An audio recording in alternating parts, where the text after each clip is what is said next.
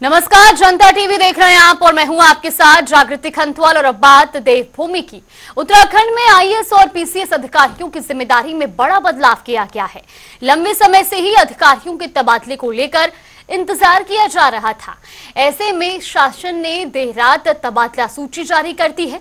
इस दौरान राजधानी देहरादून समेत कई जिलों के जिला अधिकारियों को भी बदला गया है।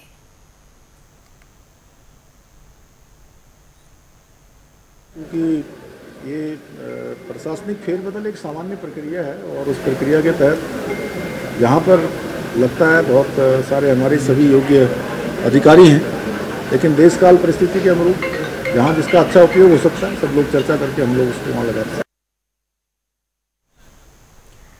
इस खबर पर ज्यादा जानकारी के साथ हमारे सहयोगी नवीन शुक्ला हमारे साथ जुड़े। नवीन, कई अधिकारियों के तबादले किए गए हैं, इस पर फिलहाल क्या कुछ जानकारी सामने आ रही है? निश्चित तौर पर अगर देखा जाए तो लगातार आईएएस और जो आईपीएस और पीसीएस अधिकारी उनके तबादले का जो सिलसिला है वह शुरू हो चुका है। इसके साथ ही अगर कल की बात की जाए तो कई आईपीएस अधिकारी हैं उनके तबादले हुई है और जो 5 जनपद है उनके कप्तान भी बदले गए हैं। कहीं ना कहीं व्यवस्थाओं को सुचारू करने के लिए तबादले किए जाते हैं, कहीं के जिलाधिकारियों को इधर से उधर किया जाए। इसके साथ ही अगर जो आईपीएस अधिकारियों की बात की जाए तो उनके जो कार्यभार है उसमें बदलाव किया गया है। साथ ही अगर बात की जाए तो जो मणिकांत मिश्रा नगर के नए एसएसपी बनाए गए हैं, अग्रवाल को जनपद टिहरी का एसएसपी बनाया गया है। साथ ही जो सेना नायक सेना नायक अरबी जीपी की जिम्मेदारी की गई है। इसके साथ ही अगर अरबुड़ा युगवंशी की बात करें तो सेना नायक जीआरएफ की जिम्मेदारी दी गई है। इससे पहले जो मणिकांत मिश्रा थे और सेना के जीआरएफ के साथ ही जो विशाखा अशोक बदवानी है उनको पुलिस अधीक्षक अपर पुलिस मुख्यालय की जिम्मेदारी दी गई है। इसके साथ ही जो डीजीपी अभिनव कुमार से अपर पुलिस महानिदेशक अधिसूचना से जिम्मेदारी से हटाया गया है। तो कहीं ना कहीं जो बड़े स्तर पे जो आईपीएस अधिकारी हैं उनके कार्यभार में जो फेरबदल किया गया है और इसके साथ ही जो 5 जो जिले हैं उनके कप्तानों को भी बदला गया है। बिल्कुल नवीन, बहुत बहुत धन्यवाद आपका हमारे साथ जुड़ने के लिए और तमाम जानकारी हम तक पहुंचाने के लिए। तो 39 आईएएस समेत 45 अधिकारियों के तबादले किए गए हैं। दरअसल व्यवस्थाओं को सुचारू रूप से संचालित करने के लिए ये फेरबदल किया गया है। तो वही मुख्यमंत्री पुष्कर सिंह धामी ने एक्स पर पोस्ट कर महासू देवता के प्रसिद्ध जाखड़ा पर्व की समस्त प्रदेशवासियों को हार्दिक बधाई और शुभकामनाएं दी। तो मुख्यमंत्री पुष्कर सिंह धामी ने अपने सोशल मीडिया प्लेटफॉर्म पर लिखा कि जौनसार बावर क्षेत्र में आयोजित होने वाले महासू देवता के प्रसिद्ध जाखड़ा पर्व की समस्त प्रदेशवासियों को हार्दिक बधाई एवं शुभकामनाएं। महासू देवता से समस्त प्रदेशवासियों के सुख समृद्धि और राज्य की उन्नति हेतु प्रार्थना करते हैं।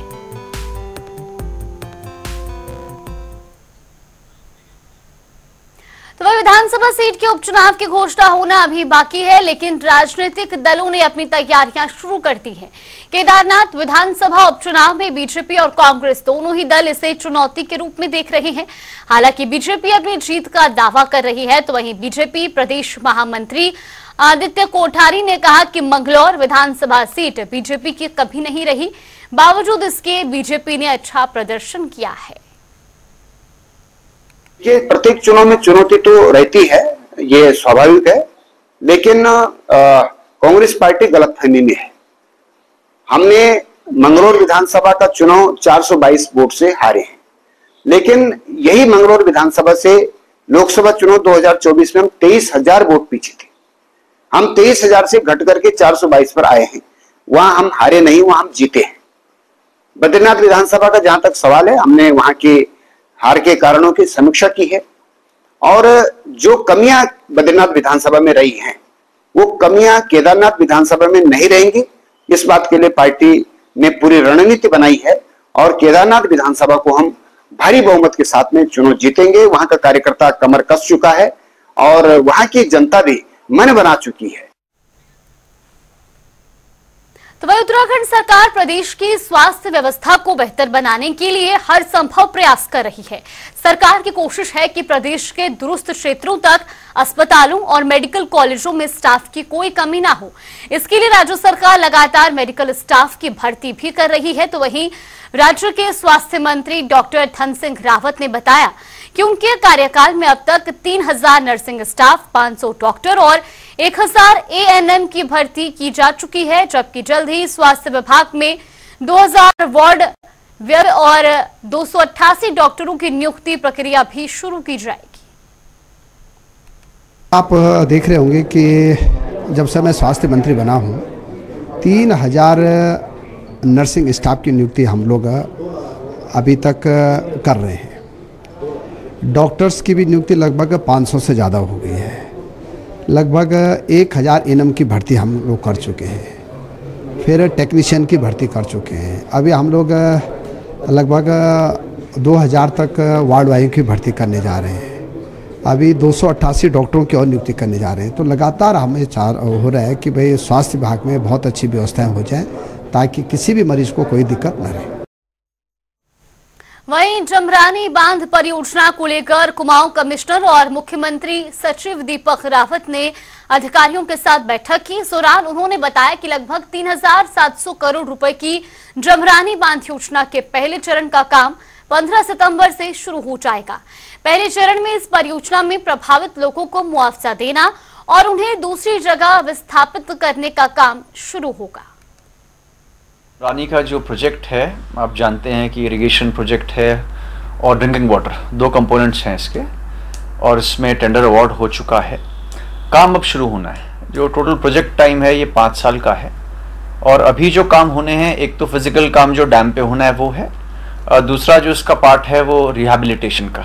यहाँ पे जो गाँव अफेक्ट हो रहे हैं उनके अलग अलग कैटेगरीज हमने बनाई थी। सबसे एक कैटेगरी तो वो है जो यहाँ से फिजिकली उनको हम यहाँ से दूसरी जगह दे रहे हैं। किच्छा में उस साइट को भी मैं देख के आया हूँ। तो पहले फिजिकल की बात करते हैं। तो सितंबर 15 के आसपास से जो एजेंसी है वो काम करना शुरू करेगी, जिसमें सबसे पहले एक रोड बनाई जाएगी, वहाँ तक का पहुँच मार्ग है। पहुँच मार्ग जाने के लिए उसमें जो कुछ पेड़ों का कटान होना है उनको वन निगम को एग्जीक्यूट करना है, वो काम शुरू किया जाएगा। कुछ एक्सप्लोजिव्स की परमिशन है जो भी पेंडिंग है, कुछ फॉरेस्ट के लेवल पे, कुछ डीएम्स के लेवल पे, इसको करवाया जाना है। उसके उपरांत एक टनल बनेगी जिससे जो अभी वर्तमान में पानी वहाँ पे गौला में है वो डाइवर्ट होगा, और जो डैम की जो साइट है यहाँ पे कंस्ट्रक्शन शुरू होना है वो फ्री मिल जाएगी, ताकि जो आने वाली बरसातें हैं उसमें भी हमें काम करने का मौका मिल जाएगा। उत्तराखंड में हुई भारी बारिश के चलते प्रदेश के कई क्षेत्रों में आपदा जैसी स्थिति बनी हुई है, जिसके चलते 31 जुलाई को केदारनाथ क्षेत्र में भारी बारिश होने से लिंगचौली से सोनप्रयाग तक पैदल और मोटर मार्ग क्षतिग्रस्त हो गया था, जिससे प्रभावित कई व्यापारियों को राहत पहुंचाने के लिए मुख्यमंत्री पुष्कर सिंह धामी ने सीएम राहत कोष से 9 करोड़ 8 लाख की राहत राशि को मंजूरी दे दी है। इस संबंध में सचिव मुख्यमंत्री शैलेश बगौली ने शासनादेश भी जारी कर दिया है।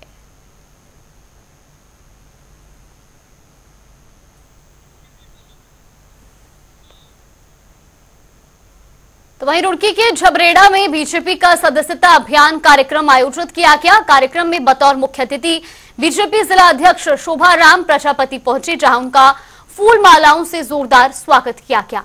इस मौके पर शोभा राम प्रजापति ने कहा कि नए सदस्यता अभियान से बीजेपी को और अधिक मजबूती मिलेगी, साथ ही नए सदस्य को भी पार्टी में शामिल होने का मौका मिलेगा।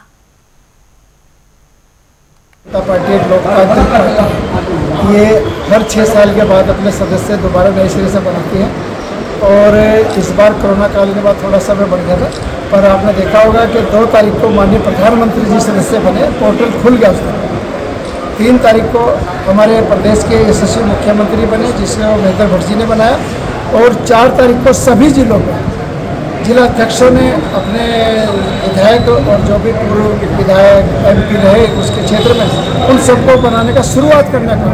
और आज 5 तारीख को सभी मंडलों में, मेरे 12 के 12 मंडलों में, क्या मेरे तो 12 मंडल हैं, 12 के 12 मंडलों में आज शुरुआत हुई है।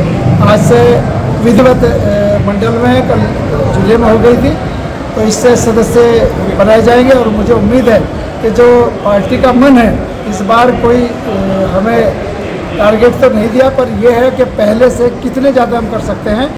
सदस्यता अभियान जबरेड़ा में आज का शुभारंभ किया गया। हमारे मुख्य अतिथि हमारे जिलाध्यक्ष जी हमारे बीच में थे।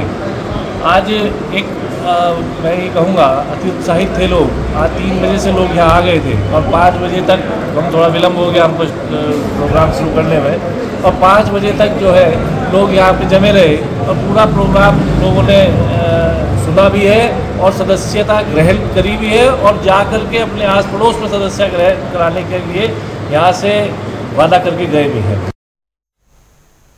वहीं देहरादून जनपद के हनौल में जौनसार क्षेत्र का प्रसिद्ध जाखड़ा मेला आयोजित होना है, जिसमें भारी संख्या में श्रद्धालु शामिल होने वाले हैं। तो वहीं इस जाखड़ा मेला को लेकर पुलिस प्रशासन ने सुरक्षा व्यवस्थाओं के चलते अपनी तैयारियां भी पूरी कर ली हैं। हाँ, देखिए, इसमें जो हनौल में मेला आयोजित होने वाला है उसको लेकर हमारे द्वारा समीक्षा की गई है और आसपास के थानों से अतिरिक्त पुलिस बल और पुलिस मुख्यालय से जनपद पुलिस मुख्यालय से अतिरिक्त पुलिस बल वहाँ पर दिया गया है। इसके अलावा क्रेन भी वहाँ दी गई है। इसके अलावा हम लोगों ने फ्लैग्स की व्यवस्था की है ताकि लोगों को पार्किंग का पता रहे, सड़कों पर वाहन ना लगाएं। इस तरह की समस्त व्यवस्थाएं वहाँ पर की गई हैं और पूरा होमवर्क किया गया है ताकि ये मेला सकुशल संपन्न हो सके। नवनियुक्त जिलाधिकारी कामेंद्र सिंह ने आज चार्ज संभाल लिया है। इस दौरान सभी एसडीएम और जिले भर से आए अधिकारियों ने नए जिलाधिकारी का स्वागत किया। तो वहीं मीडिया से बात करते हुए डीएम कामेंद्र सिंह ने कहा कि रोजगार और जन कल्याणकारी योजनाओं को लागू करना उनकी प्राथमिकता होगी। साथ ही ज्यादा से ज्यादा जन सुनवाई कर लोगों को समस्याओं का समाधान करना भी उनकी प्राथमिकताओं में रहेगा। में निश्चित तौर पे जो शासन की प्राथमिकताएं होंगी वही प्राथमिकताएं हमारी भी होंगी, जिसमें सर्वप्रथम जन सुनवाई, ताकि जनता की समस्याओं को भली भांति सुना जाना और उनका सम्यक समाधान करना पहली प्राथमिकता है। दूसरी प्राथमिकता है जो रोजगारपरक योजनाएं हैं, जन कल्याणकारी योजनाएं हैं या विकासपरक योजनाएं हैं, उनको धरातल पर उतारना ताकि उनका वास्तविक लाभ आम जनता तक पहुँच सके। तो वही एनसीआरबी की रिपोर्ट के मुताबिक अगर बात की जाए तो दुष्कर्म के मामलों में राज्यों में ये टॉप रहा है। राज्यों में स्थिति ये है कि विपक्ष के साथ साथ अब सत्ता पक्ष के नेता भी कानून व्यवस्था को लेकर सवाल खड़े कर रहे हैं। लेकिन सवाल ये है कि आखिर क्यों उत्तराखंड में अपराध का ग्राफ बढ़ता जा रहा है। ये रिपोर्ट देखिए। कानून व्यवस्था पर सियासी बवाल, विपक्ष के साथ अब सत्ता पक्ष भी कर रहा सवाल। अचानक क्यों बढ़ने लगा क्राइम का ग्राफ? अपराधियों में नहीं कानून का खौफ। देवभूमि उत्तराखंड की शांत वादियों में अपराध का जहर घुलता जा रहा है। आए दिन अपराधों की बढ़ती संख्या शांति वादियों के इस प्रदेश में चिंता बढ़ा रही है। अब इसी बीच मुख्यमंत्री पुष्कर सिंह धामी ने बिगड़ती कानून व्यवस्था के बीच अधिकारियों की आपातकालीन बैठक बुलाई, जहां उन्होंने राज्य में अपराध की बढ़ती घटनाओं पर नाराजगी जताते हुए अपराधियों के खिलाफ कड़ी कार्रवाई के निर्देश दिए हैं। कानून व्यवस्था हमारे लिए बहुत हमारी प्राथमिकता है।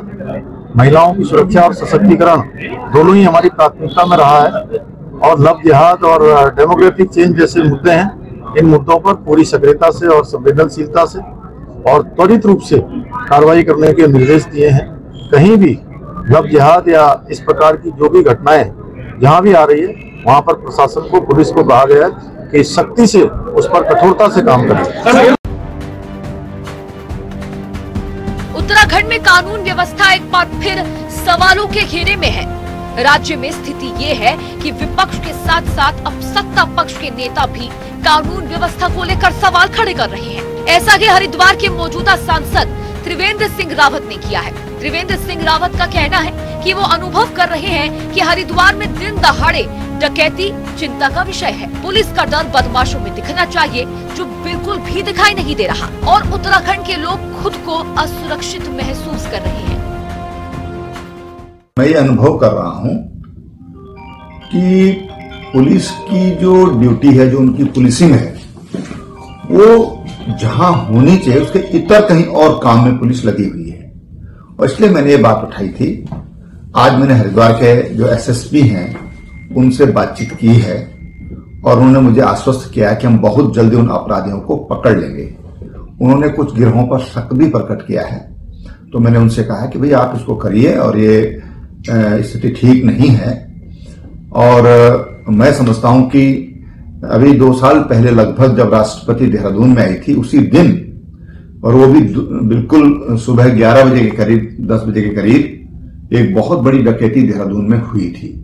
उसमें जो अखबारों के माध्यम से मीडिया में जो खबर आई थी वो भी कई करोड़ रुपए की डकैती बताई गई। तो इस तरह की दिन दोपहर और इस तरह की घटनाएं होना ये उत्तराखंड के लिए हमारे लिए काफी चिंता का विषय है। और इसलिए मैं हमेशा कहता हूं कि पुलिस को बहुत सतर्क रहने की जरूरत है।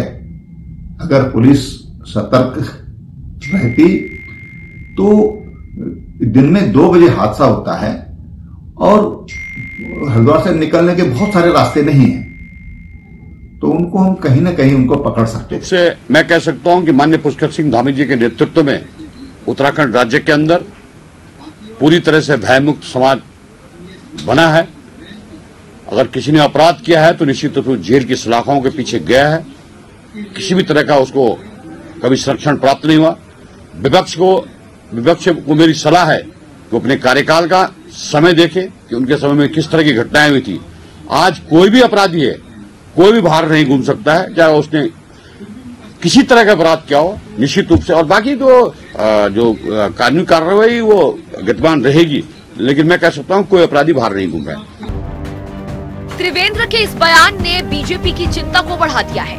इस बीच राज्य में महिलाओं के साथ हो रहे अपराधों के मामले में दायर जनहित याचिका पर सुनवाई करते हुए हाई कोर्ट ने टिप्पणी की है कि ये बेहद गंभीर समस्या है। तो वहीं कांग्रेस प्रदेश भर में कानून व्यवस्था के मुद्दे पर सरकार के खिलाफ प्रदर्शन कर रही है। कांग्रेस का कहना है कि अधिकांश मामलों में बीजेपी के नेता ही अपराध में शामिल हैं और सरकार कोई कार्रवाई नहीं कर रही। राज्य में कानून व्यवस्था नाम की चीज नजर नहीं आ रही है। आए दिन बेटियों के साथ बलात्कार हो रहे हैं, उनकी जघन्य तरीके से हत्या हो रही है, आए दिन लूटपाट की घटनाएं हो रही हैं, डकैती की घटनाएं हो रही हैं, लेकिन कानून व्यवस्था कहीं धरातल पे नजर नहीं आ रही है। पुलिस प्रशासन मूक दर्शक बना हुआ है और पुलिस का जो इस्तकबाल होना चाहिए था वो कहीं नजर नहीं आ रहा है। अपराधियों में पुलिस प्रशासन का खौफ नहीं रह गया है, क्योंकि कहीं ना कहीं अपराधियों के साथ पुलिस प्रशासन की साठगांठ नजर आ रही है। आप देखिए, बेटी अंकिता भंडारी प्रकरण में आज तक वीआईपी के नाम का पता नहीं लगा और मंत्री ने बेशर्मी से सदन में बयान दिया कि कमरा ही वीआईपी है। पुलिस के अधिकारी भी यही बयान देते नजर आए, तो अपराधियों के हौसले क्यों बुलंद नहीं होंगे। देहरादून में रिलायंस ज्वेलरी शोरूम में 20 करोड़ की डकैती हुई, आज तक डकैती का माल बरामद नहीं हुआ। और फिर से हरिद्वार में आपने देखा कि 5 करोड़ की डकैती ज्वेलरी शोरूम में हो गई। अपराधियों के हौसले बुलंद है। बाबा तरसेम सिंह जी की हत्या दिन दहाड़े हुई और सैकड़ों किलोमीटर तक आधुनिक हथियार लेकर के अपराधी गए। और आए दिन आप देख लीजिए, हरिद्वार के बहादुराबाद का ले लीजिए, राजधानी देहरादून में आईएसबीटी में ले लीजिए, उधम सिंह नगर में ले लीजिए, रात दिन बेटियों के साथ जो है बलात्कार की घटनाएं हो रही हैं। और जिस तरीके से अल्मोड़ा के सल्ट में एक 14 वर्षीय नाबालिग बच्ची के साथ भाजपा के मंडल अध्यक्ष ने रेप किया, हल्द्वानी में दुग्ध सदन का जो है अध्यक्ष बोरा जो है महिला के साथ 3 साल से दुराचार कर रहा है, तो कहाँ है कानून। हाथों की उंगलियां भी खत्म हो गई, इतने अपराध हो चुके हैं।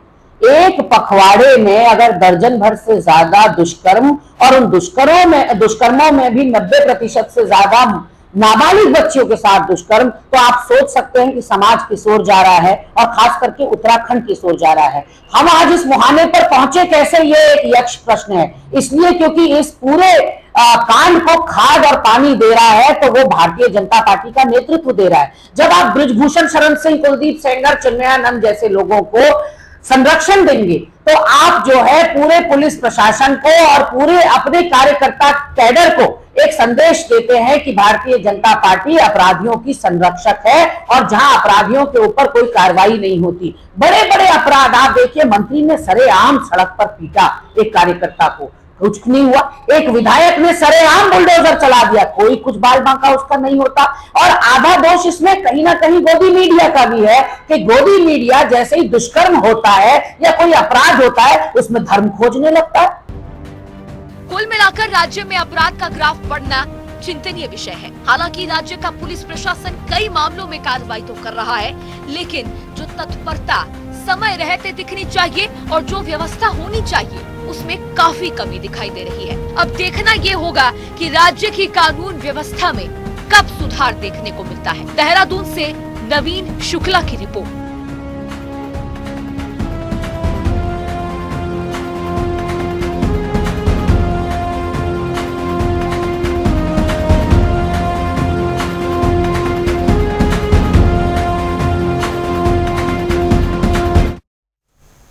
चलिए देवभूमि की खबरों में फिलहाल के लिए बस इतना ही। यहाँ पे रुकते हैं एक छोटे से ब्रेक के लिए।